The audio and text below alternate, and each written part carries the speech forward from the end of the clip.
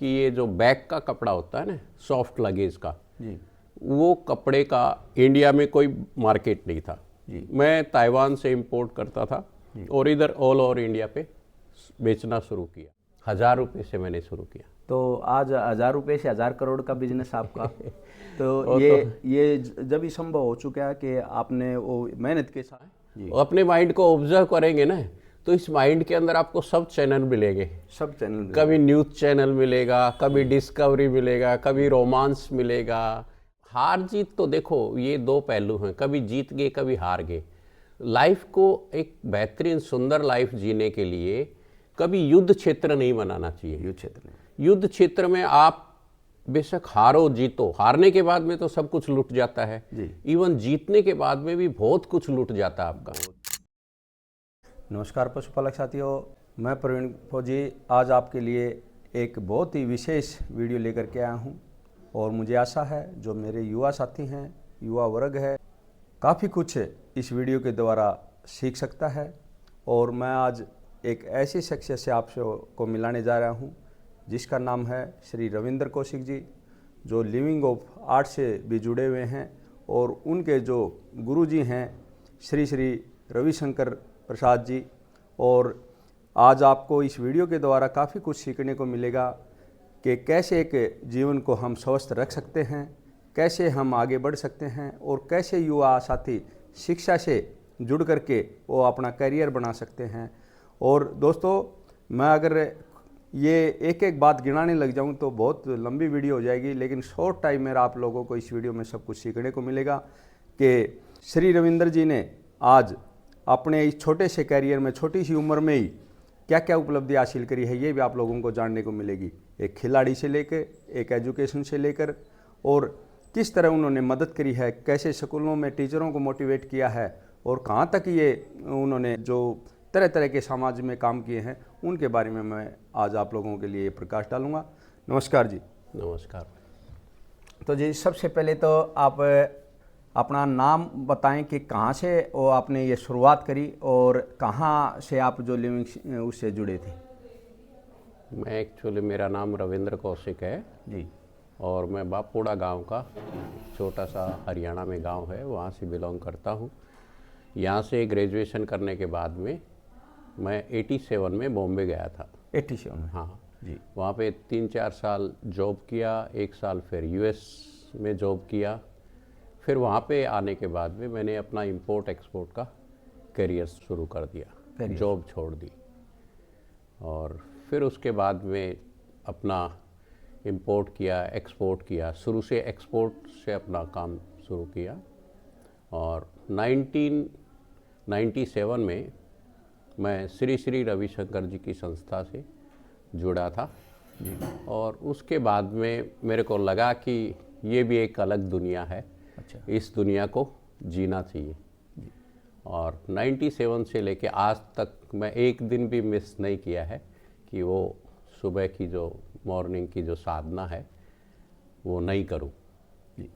तो रविंद्र जी ये बताएं कि आपने एक बिल्कुल गांव से शुरुआत करी है, खेती बाड़ी से भी आपने देखा है और जो अपने पिताजी थे वो भी खेती से संबंधित रहे हैं, तो खेती के बारे में भी आपकी काफ़ी नॉलेज रही है। एक साधारण सरकारी स्कूल में आपने पढ़ाई करके न और इतने इस मुकाम तक पहुँचे हो, तो ये आपका कैसा बीच बीच का सफ़र रहा? देखो, सफ़र जो है ना, जहाँ पे आनंद आता है ना, तो वहाँ पे ही आदमी आगे बढ़ सकता है।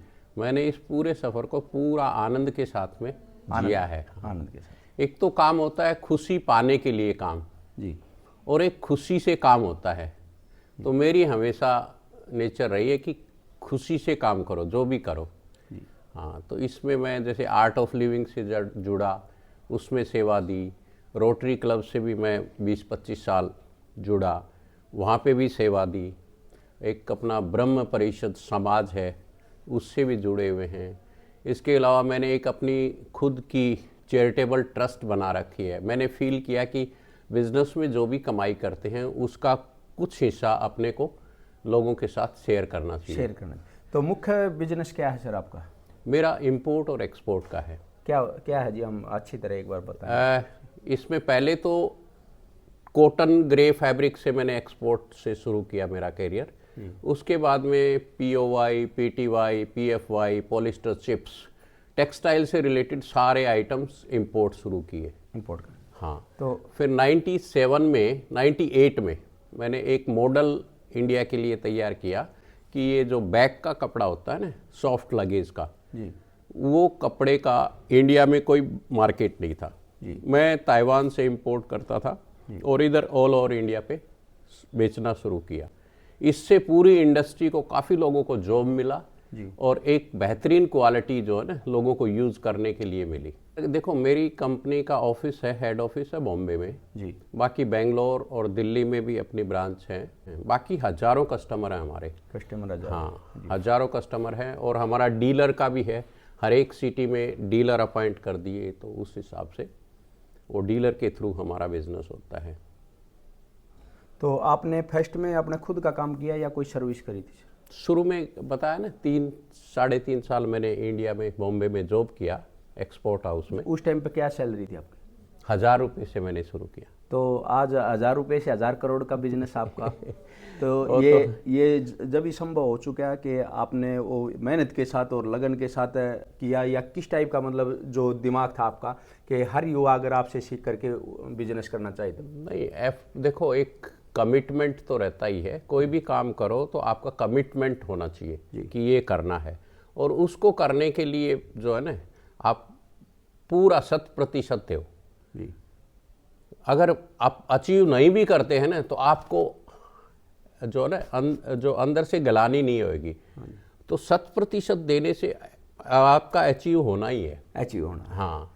तो आपने सर बहुत बड़ी बात बताई। मैं जब सेना में भर्ती हुआ था उस टाइम की मेरे को एक छोटी बात याद है, तो मैं आज उसको उस छोटी बात के कारण अपना गुरु ही बताता हूँ, जो सेना में भर्ती होने का मेरे को मार्गदर्शन दिया। उन्होंने एक बात बोली थी, जब मेरा फिजिकल था तो मैं उस टाइम पर जा रहा था, तो उन्होंने एक बात बोला आके, प्रवीण एक बात बोलता हूँ तेरे को, जब तुम फिजिकल करने जा रहे हैं, यानी कि रेस है, तो फौज की आर्मी की रेस अच्छी वो मानते हैं, हार्ड फिजिकल, तो एक चीज़ का ध्यान रखना, आप जो कर सकते हो ना वो लास्ट करना, 100% देना। बाद में ये मत कहना मैं थोड़ा जोर और लगा देता फर्स्ट आ जाता, थोड़ा जोर लगा देता मैं एक्सीलेंट आ जाता। Very true. तो मेरे दिमाग में बैठ गई बात कि मतलब उसके बाद मैं उस फिनिशिंग लाइन के पास पहुंचूं तो मैं ये संतुष्ट होना चाहिए, जो मेरा जो जितनी दमबाजी थी मैंने पूरी लगा दी। ये मैं नहीं कहूँगा कि मेरा थोड़ा जोर लगा देता तो मैं ये हो जाता। तो मैंने रिग्रेट नहीं रहता है। अगर आप 100% नहीं देते ना, तो आपके मन में एक रिग्रेट रहता है। और हार जीत तो देखो, ये दो पहलू हैं, कभी जीत गए कभी हार गए। लाइफ को एक बेहतरीन सुंदर लाइफ जीने के लिए कभी युद्ध क्षेत्र नहीं बनाना चाहिए।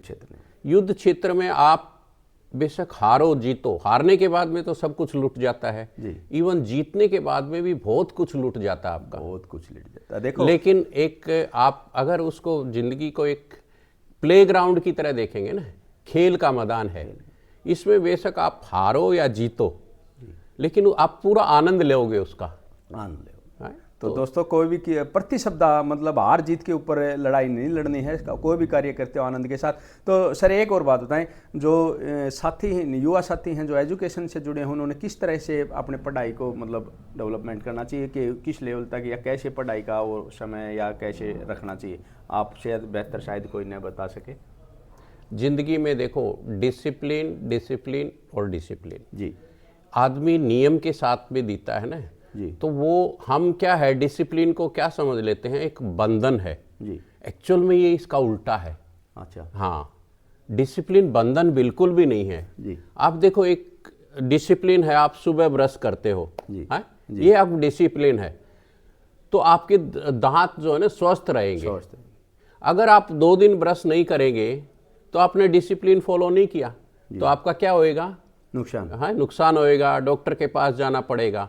इसलिए जिंदगी, पूरी जिंदगी में अगर आप डिसिप्लिन को फॉलो करोगे ना, आप बहुत फ्री फील करोगे, क्योंकि आपको सुबह उठ के ये करना है, वो कर लिया, तो उससे आपकी ज़िंदगी आसान हो जाती है और जीने में मज़ा आता है। यानी कि कहने का मतलब ये है, अगर आप पढ़ाई भी करते हो तो उसका टाइमिंग का आपका, कि मैं 7 बजे से 8 बजे पढ़ूंगा, 8 बजे से 10 बजे तक पढ़ूंगा, इस तरह का आपने टाइम रखना पड़ेगा। और विद्यार्थी जरूर उस टाइम को फॉलो करता है तो बहुत ही अच्छी दिशा में जा सकता है और अच्छा एक बिजनेसमैन या कैसे भी किसी साइड में वो जा सकता है। तो पढ़ाई का ये जो मूल मंत्र दिया है रविंद्र जी ने, बहुत बहुत आभारी हैं। और सर आप खेलों से भी जुड़े हुए हैं, जो आपका परिवार है खेलों के प्रति भी काफ़ी रुचि है, इंटरेस्ट रहा, आपने खिलाड़ियों को भी काफ़ी सम्मान किया है और उनको अलग अलग स्टेजों पर जा कर के आपने खिलाड़ियों को सम्मानित करने का और हौसला देने का भी काम किया है। तो खेलों के बारे में, खिलाड़ियों के बारे में आप क्या बात करना चाहोगे? देखो, स्पोर्ट्स अपने आप में एक स्पिरिट है जी, है, वो भावना हर एक के अंदर होनी चाहिए है।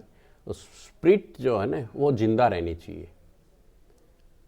और ये जैसे मैं एक प्रोजेक्ट लिया था भाई, एक सेवा करें, तो अपना जो नेटिव प्लेस है बापुरा गांव, वहाँ पे मैंने एक विचार आया था कि वहाँ पे सब बच्चे जो है ना स्कूल में जाएं, शिक्षा लें। तो मैंने प्रोजेक्ट किया था, करीब आज से 20 साल पहले शुरू किया था जी। तो वो शुरुआत कैसी, शुरू में काफ़ी डिफ़िकल्टी हुई।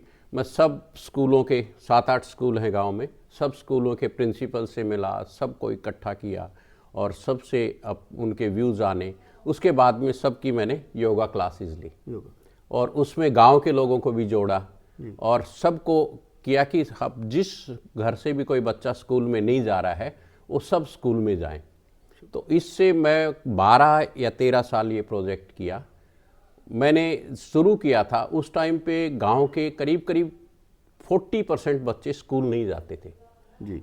और 12-13 साल में मैंने देखा, मैंने इंटरनल सर्वे किया था कि लास्ट में 3-4 बच्चे ऐसे थे कि जो स्कूल नहीं जा रहे थे, फिर लास्ट में उनको भी स्कूल लेके आए।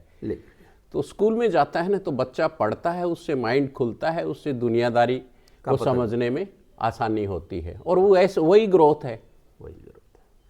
तो सर आपने ये भी बहुत अच्छी बात बताई कि किस तरह के प्रयास करे आपने, स्कूलों को भी काफ़ी हेल्प चंदे के रूप में भाई, ताकि प्रोत्साहन मिले खिलाड़ियों को भी और जो विद्यार्थियों को भी। आपने टाइम टाइम पे विद्यार्थियों को भी स्कूल में जाके 15 अगस्त भी मनाया है, तो उनका भी जो बच्चे पढ़ाई में अव्वल रहते थे उनको भी सम्मानित किया और खेलों के क्षेत्र में भी आप सम्मानित किया।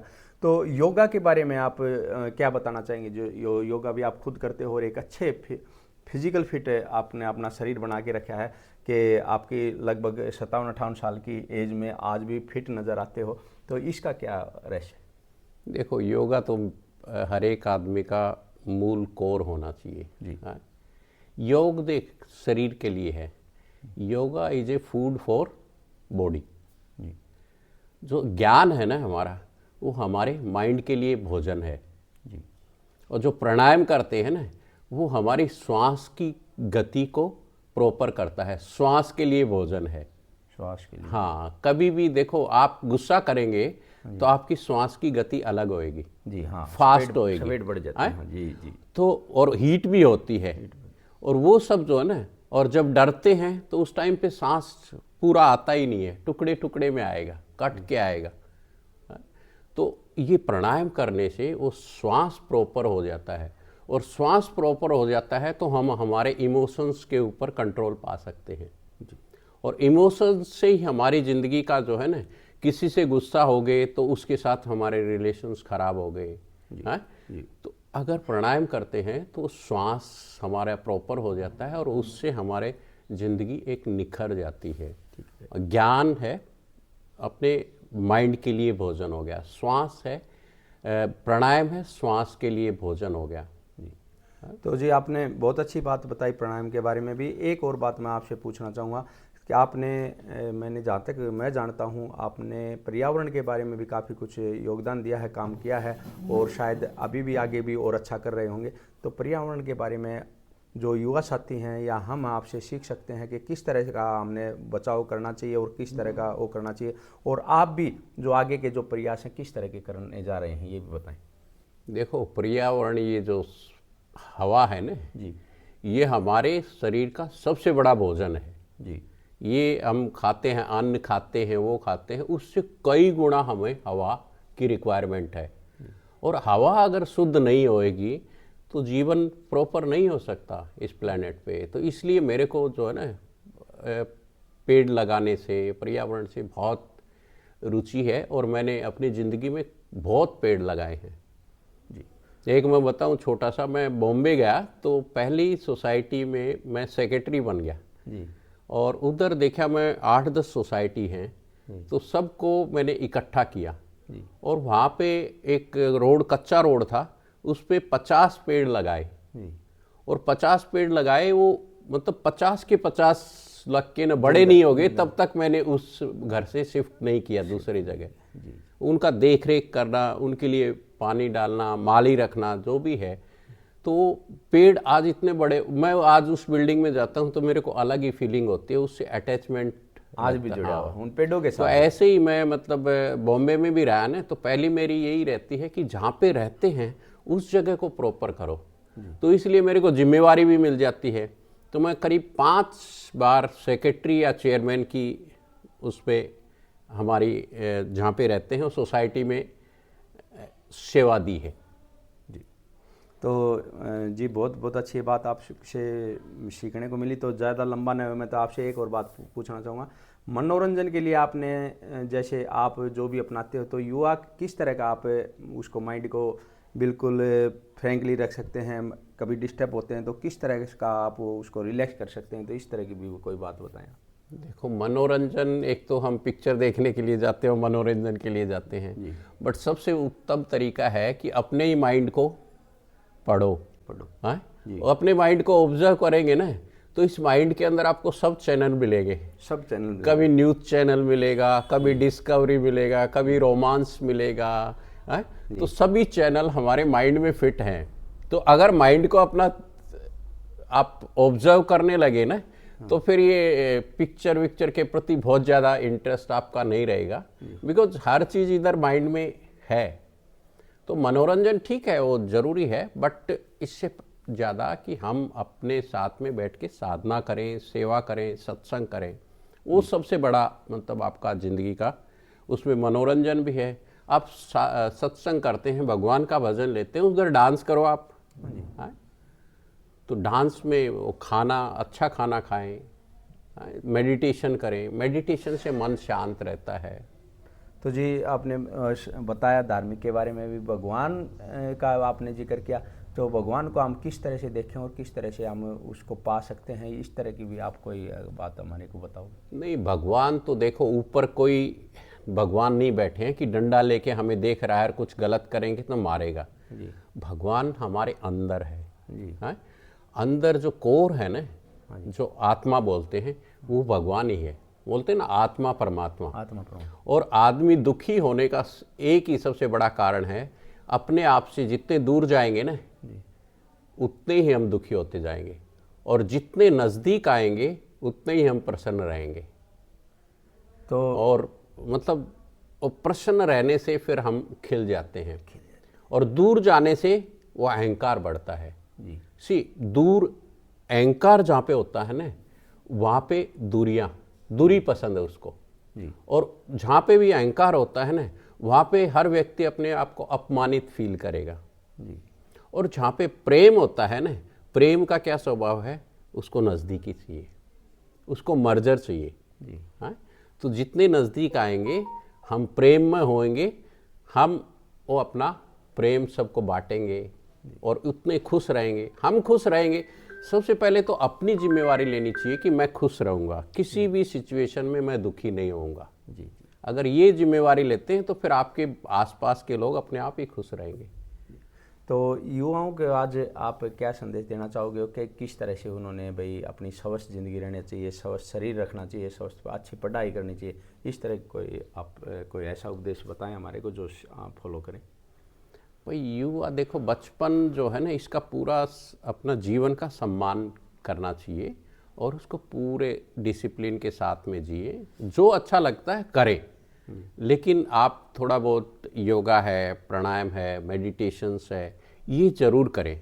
इससे आपकी ज़िंदगी में एक ज़िंदगी का नया डायमेंशन क्रिएट होता है, और वो नई ज़िंदगी जो है ना, वही आनंदमय ज़िंदगी है। हाँ, आप डे टू डे की वो करो, सब कुछ करो, लेकिन इसके साथ में ये ज़िंदगी में ज़रूर जोड़ो। जी, तो मेरे दोस्तों, मैंने आज आप लोगों को एक मेरा हमेशा प्रयास भी रहा है कि मैं आप लोगों के लिए एक से बढ़कर एक अच्छी वीडियो लेकर के आता रहूं, और एक से एक जो अच्छे इंसान हैं जो आप लोगों को सिखा सकते हैं, दिखा सकते हैं, दिशा दे सकते हैं, मैं श्री रविंद्र जी से मिलाने का आप लोगों को प्रयास किया घर बैठे। और जो कि आप देख पा रहे हो, मैंने आप लोगों को वीडियो के अंदर भी बात कही कि 1000 रुपये से लेकर के और 1000 करोड़ तक का सफ़र उन्होंने जो तय किया, इसे भी आप एक उपलब्धि है। तो आप भी ऐसा कुछ कर सकते हो, लेकिन आपने हिम्मत रखनी है, लगन रखना है, डिसिप्लिन रखना है। जो कि रविंद्र जी ने बताया कि सबसे जो महत्व है डिसिप्लिन है। डिसिप्लिन के साथ आप चाहे पढ़ाई करोगे या चाहे प्रैक्टिस करोगे या खेलों में जो भी यानी कि आपका टाइमिंग और डिसिप्लिन अगर किसी चीज़ में हो गया, क्योंकि सेना भी आज अगर हमारी भारतीय सेना अगर किसी चीज़ के लिए जानी जाती है तो डिसिप्लिन के लिए जानी जाती है। और इसलिए हिंदुस्तान की अगर पूरे वर्ल्ड की अगर हम बात करें तो हिंदुस्तान की आर्मी को नंबर 1 माना गया है। तो यही है कि वो डिसिप्लिन में नंबर 1 है। तो इस तरह से जो युवा साथी अपने जीवन में डिसिप्लिन को अपना करके अपने जीवन को आगे बढ़ा सकते हैं और माँ बाप की भी सेवा कर सकते हैं और अपना भाई जीवन का उद्देश्य है उसको पूर्ति कर सकते हैं। योगा से लेकर के शिक्षा तक का मेरा ये प्रयास रहा कि आप लोगों तक मैं एक सेवा बढ़कर एक बात पहुँचाऊँ। और फिर भी अगर मुझसे कोई बात छूट गई हो तो मैं ज़रूर ये चाहूँगा कि आप कमेंट्स ज़रूर करके मुझे बताएं कि आने वाली वीडियो में आप लोगों के लिए किस तरह का टॉपिक लेकर के आऊँ और आपको ये मैं जानकारी टाइम से उपलब्ध करा सकूँ। तो वीडियो कैसी लगी दोस्तों? और मैं बहुत बहुत आभारी हूँ, उन्होंने मेरी एक एक बात को भाई बड़ी सहनशीलता से उसको पहुँचाया, बताया और अपना जो कीमती टाइम है उनका एक एक सेकेंडों का मेरे को टाइम दिया। तो मैं बार बार मैं श्री रविंद्र जी का जय हिंद, जय भारत, जय गुरु।